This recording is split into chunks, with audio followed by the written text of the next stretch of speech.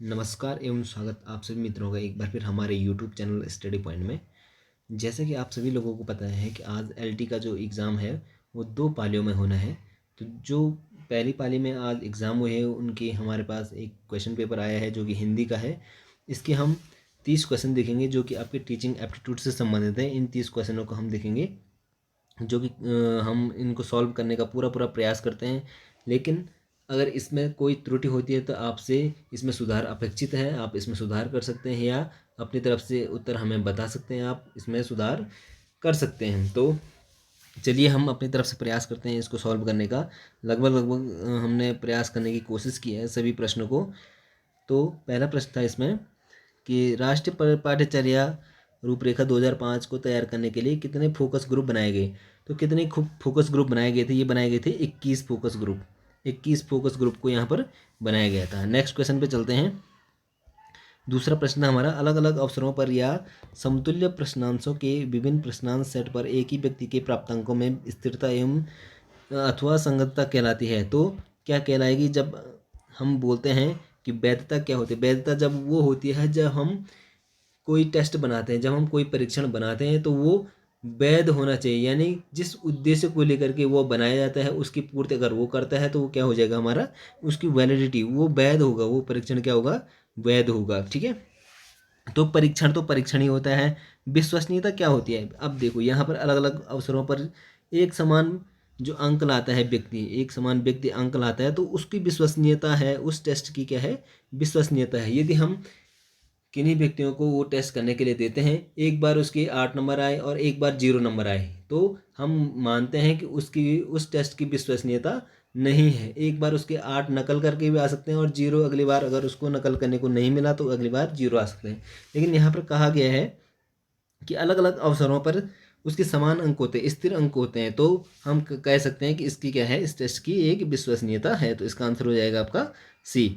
तीसरा क्वेश्चन है मानसिक द्वंद्व की स्थिति में किया गया समायोजन है। तो मानसिक द्वंद्व जब आप किसी जगह नई जगह जाते हैं, आप वहाँ पर समायोजन नहीं कर पाते हैं, आपके दिमाग में द्वंद्व रहता है कि यहाँ के लोग कैसे होंगे, क्या होंगे, मेरे टाइप के होंगे कि नहीं होंगे, जो मेरी क्लास में है वो मेरे टाइप के हैं कि नहीं है, मेरे साथ इनकी बनेगी कि नहीं बनेगी, तो वो होता है आपका कुसमायोजन। ठीक है, आप हमेशा द्वंद्व की स्थिति में रहते हैं।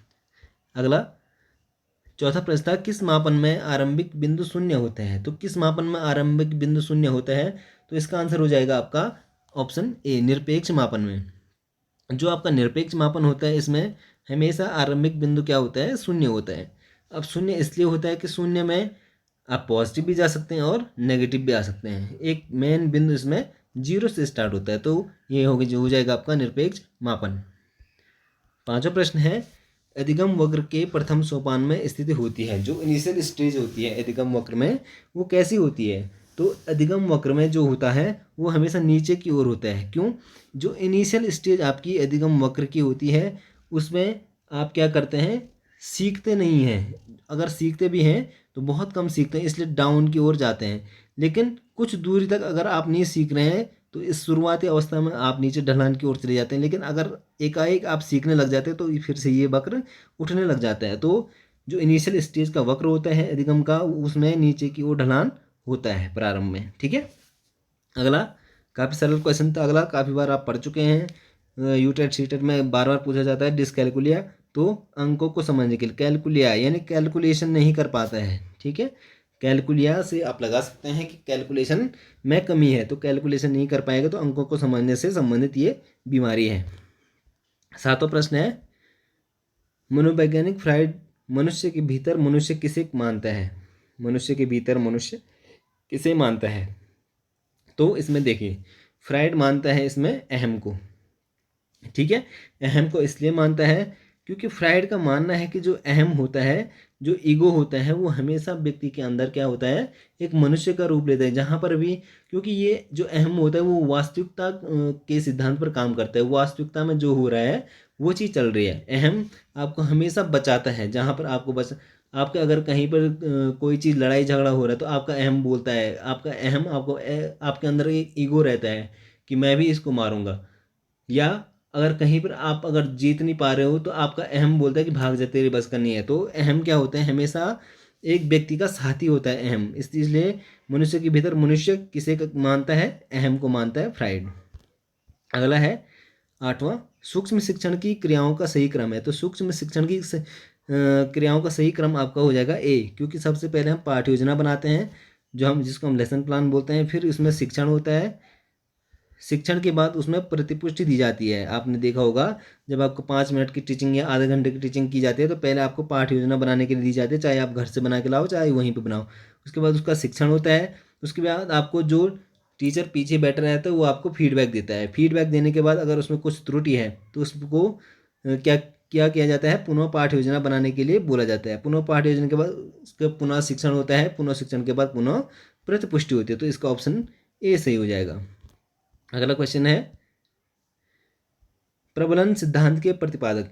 प्रबलन सिद्धांत या इसका दूसरा नाम है पुनर्बलन सिद्धांत। पुनर्बलन सिद्धांत को ही प्रबलन सिद्धांत कहा जाता है। तो ये है इसका ऑप्शन डी, CL हल ने इसको दिया है। अगला, निष्पत्ति बराबर योग्यता प्लस अभिप्रेरणा का समीकरण किसने दिया। तो ये समीकरण दिया है आपके वुडवर्थ ने। 11वां प्रश्न है डेविस के अनुसार शिक्षण अधिगम प्रक्रिया का सही क्रम है। तो डेविस ने जो शिक्षण अधिगम प्रक्रिया का सही क्रम चुना था वो चुना था इसका सी।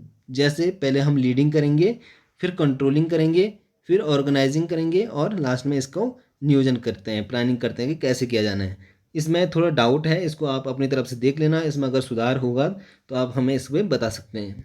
नेक्स्ट है नई तरह की शिक्षा व्यवस्था यथा मुक्त शिक्षा, पत्राचार शिक्षा आदि का औचित्य निम्न में से किस कारण से है। तो नई शिक्षा व्यवस्था किस लिए है, शैक्षिक अवसरों की समानता के लिए, ताकि सभी लोग क्या कर सकें, जो जिनके पास टाइम नहीं है वो भी इसको पढ़ सकें।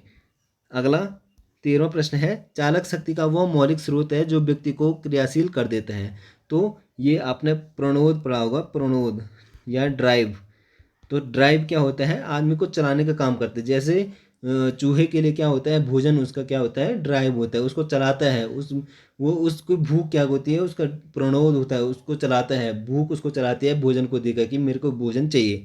तो डेसिल ने कहा था, इसका ऑप्शन ए हो जाएगा। डेसिल ने कहा था कि चालक शक्ति का वो मौलिक स्रोत है जो व्यक्ति को क्या करता है, क्रियाशील कर देता है।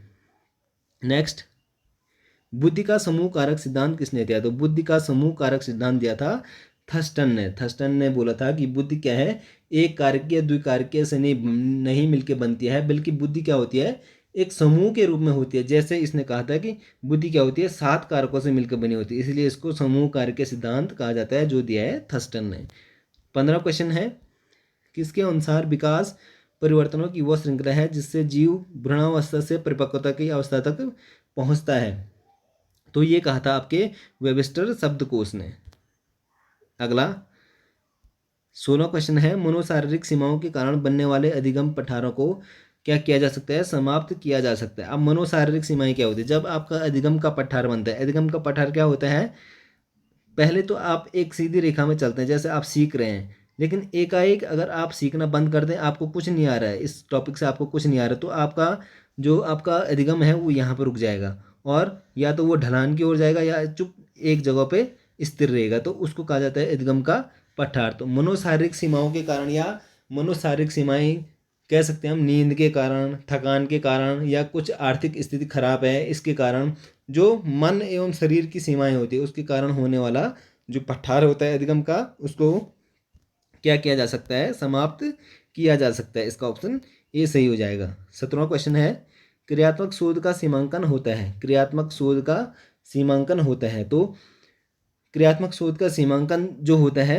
वो सामान्यकरण न किए जाने के कारण होता है। ठीक है, इस पर थोड़ा डाउट है, इसको आप देख सकते हैं या इसको हम डिस्क्रिप्शन बॉक्स में इसका सही उत्तर आपको ढूंढ के बता देंगे 17वां क्वेश्चन का। ठीक है, 18वां क्वेश्चन है शिक्षा का अधिकार अधिनियम 2009 भारतीय संविधान के किस अनुच्छेद से संबंधित है।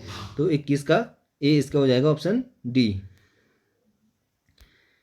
19वां क्वेश्चन है शब्दों, अंकों व सूत्रों को समझने के लिए कौन सी बुद्धि आवश्यक है। तो शब्दों, अंकों व सूत्रों को समझने के लिए जो बुद्धि आवश्यक होती है वो होती है आपकी अमूर्त बुद्धि। अमूर्त बुद्धि क्या होती है, अमूर्त बुद्धि हमेशा उनमें होती है जो वकील होते हैं, डॉक्टर होते हैं, दार्शनिक होते हैं। इनमें शब्दों, अंकों व सूत्रों को समझने की क्या होती है, बुद्धि सर्वश्रेष्ठ होती है। सामाजिक बुद्धि जो एक राजनेता होता है, नेता कैसे जनता को बेवकूफ़ बनाता है, उसको सामाजिक बुद्धि कहा जाता है। मूर्त बुद्धि, आपकी जो मूर्त बुद्धि है उसको यांत्रिक बुद्धि भी कहा जाता है। जो यंत्र मशीनी कार्यों के लिए जो बुद्धि चाहिए होती है उसको मूर्त बुद्धि कहा जाता है। नेक्स्ट है 20वां क्वेश्चन, सतत एवं व्यापक मूल्यांकन में व्यापक मूल्यांकन शब्दावली का तात्पर्य है। काफ़ी सरल था, काफ़ी बार आपने सुना होगा, शैक्षिक एवं सह शैक्षिक क्षेत्र का मूल्यांकन करना। 21वां था, बाकर मेहंदी के शाब्दिक सृजनात्मक चिंतन परीक्षण में कितने शाब्दिक उप परीक्षण है? तो इसमें शाब्दिक उप परीक्षण आपके हैं 4, इसका ऑप्शन डी सही हो जाएगा। 22वां, अभिक्रमित अधिगम के शाखीय अभिक्रम का विकास किसके द्वारा किया गया? तो ये किया गया नॉर्मन ए क्राउडर के द्वारा। अगला है 23वां, क्रैस्मर के अनुसार कौन सा व्यक्ति का प्रकार नहीं है? तो क्रैस्मर ने लंबकाय, सुडोलकाय और गोलकाय तीनों बताए हैं, बस नहीं बताया तो ये अंतर्मुखी। ठीक है, इसका ऑप्शन डी सही हो जाएगा। 24वां है, ट्रेवर्स के अनुसार अभिवृत्ति का अर्थ है, तो इसका बी ऑप्शन सही हो जाएगा। 25वां का है, सीखना आदतों ज्ञान एवं अभिवृत्तियों का अर्जन है, तो ये कहा था आपके क्रो एंड क्रो ने, ऑप्शन सी सही हो जाएगा। 26वां, अभिप्रेरणा का स्वास्थ्य सिद्धांत विकसित किया था, तो ये किया गया था आपके मॉर्गन द्वारा, ऑप्शन डी इसका सही हो जाएगा। 27वां, कोल सैनिक ने मानव विकास की अवस्थाओं को कितने स्तरों में विभाजित किया? तो इसने किया था 8 भागों में, इसका ऑप्शन सी सही हो जाएगा। 28वां, किसके अनुसार समायोजन वह प्रक्रिया जिसके द्वारा प्राणी अपनी आवश्यकताओं और इन आवश्यकताओं की पूर्ति को प्रभावित करने वाली परिस्थितियों में संतुलन बनाए रखता है? तो ये बोरिंग, लैंगफील्ड एवं विल्ड ने इसको कहा था, इसका ऑप्शन डी से हो जाएगा। 29वां क्वेश्चन है, शिक्षा के प्रति छात्रों की अभिवृत्ति प्रभावित होती है, तो वंशानुक्रम एवं वातावरण से इसकी अभिवृत्ति को प्रभावित किया जा सकता है। 30वां क्वेश्चन और अंतिम क्वेश्चन है, जब किसी एक परिस्थिति में अर्जित ज्ञान, अनुभव अथवा प्रशिक्षण का उपयोग व्यक्ति के द्वारा उसी प्रकार की लगभग समान परिस्थिति में किया जाता है, तो इसे कहते हैं, तो इसे कहा जाता है सीखने का द्विपार्श्विक अंतरण, इसका ऑप्शन सी सही हो जाएगा। तो ये था फर्स्ट शिफ्ट का क्वेश्चन जो आपका टीचिंग एप्टीट्यूड से रिलेटेड था। सेकंड शिफ्ट के क्वेश्चन का जो क्वेश्चन पेपर होगा उसके टीचिंग एप्टीट्यूड का भी हम आपके सामने सॉल्व करेंगे इन 30 क्वेश्चनों को। तब तक के लिए धन्यवाद, बने रहिएगा हमारे साथ। ज़्यादा से ज़्यादा वीडियो को लाइक कीजिए, शेयर कीजिए और सब्सक्राइब कीजिए। Thank you.